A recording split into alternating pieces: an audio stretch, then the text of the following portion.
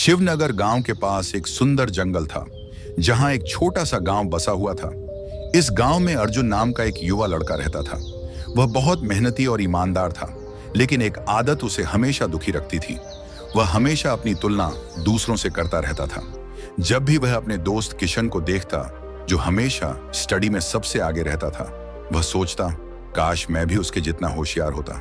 जब वह अपने पड़ोसी राहुल को देखता, जो बहुत अमीर था, वह सोचता, काश मैं भी राहुल की तरह अमीर होता।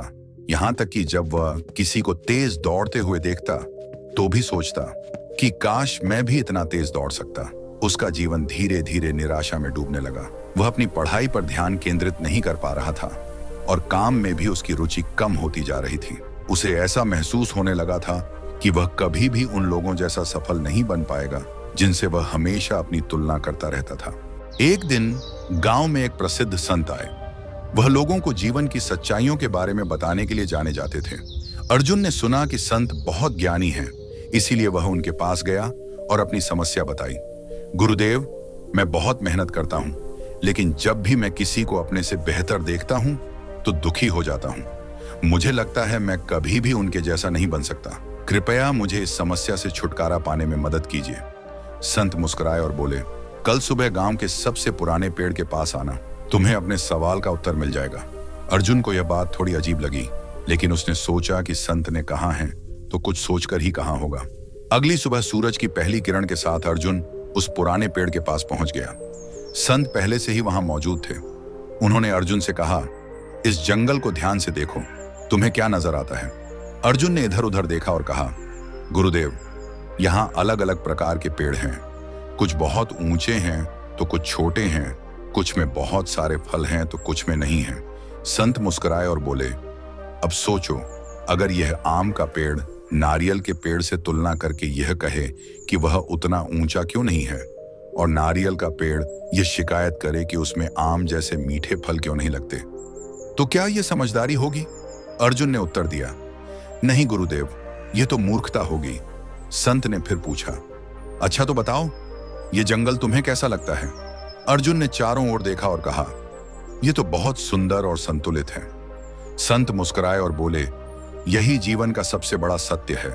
जैसे हर पेड़ का एक अलग अस्तित्व और उद्देश्य होता है, वैसे ही हर इंसान का अपना सफर और किस्मत होती है।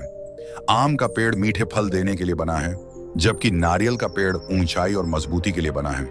दोनों की जिंदगी अलग अलग है, लेकिन फिर भी दोनों महत्वपूर्ण हैं। अर्जुन ने सिर हिलाया, लेकिन उसके मन में अभी भी कुछ संदेह था। इसके बाद संत अर्जुन को एक तालाब के पास ले गए। उस तालाब में कई सारी मछलियां तैर रही थीं। संत ने तालाब के ऊपर उड़ रहे एक पक्षी की ओर इशारा करते हुए कहा, अगर मछली यह शिकायत करे कि वह इस पक्षी की तरह उड़ नहीं सकती, तो क्या यह उचित होगा? अर्जुन ने कहा, बिल्कुल नहीं। मछली तो पानी में तैरने के लिए बनी है और पक्षी उड़ने के लिए बना है। संत ने कहा, तो फिर तुम किसी और की तरह क्यों बनना चाहते हो? तुम्हारी जर्नी तुम्हारी अपनी है। तुम्हारे अंदर भी ऐसी खूबियां हैं जो दूसरों में नहीं हैं। यह सुनकर अर्जुन की आंखें खुल गईं और उसे एहसास हुआ कि हर व्यक्ति में अलग अलग खूबियां होती हैं और दूसरों से अपनी तुलना करने से हमें ही नुकसान होता है। इसके बाद अर्जुन ने दूसरों से अपनी तुलना करना बंद कर दिया और अपनी खूबियां और कमजोरियों पर ध्यान देना शुरू कर दिया। उसने महसूस किया कि जब वह अपनी क्षमताओं के अनुसार काम करता है तो उसे एक अलग ही आनंद मिलता है। धीरे धीरे उसका आत्मविश्वास लौट आया और उसने अपने जीवन को एक नए नजरिए से देखना शुरू किया।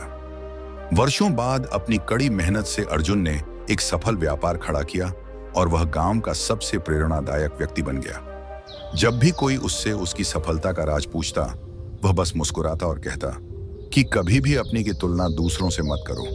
अगर मछली उड़ने की कोशिश करे तो वह हमेशा असफल रहेगी, लेकिन अगर वह अपने तैरने की कला में निपुण हो जाए तो वह पूरे समंदर पर राज कर सकती है।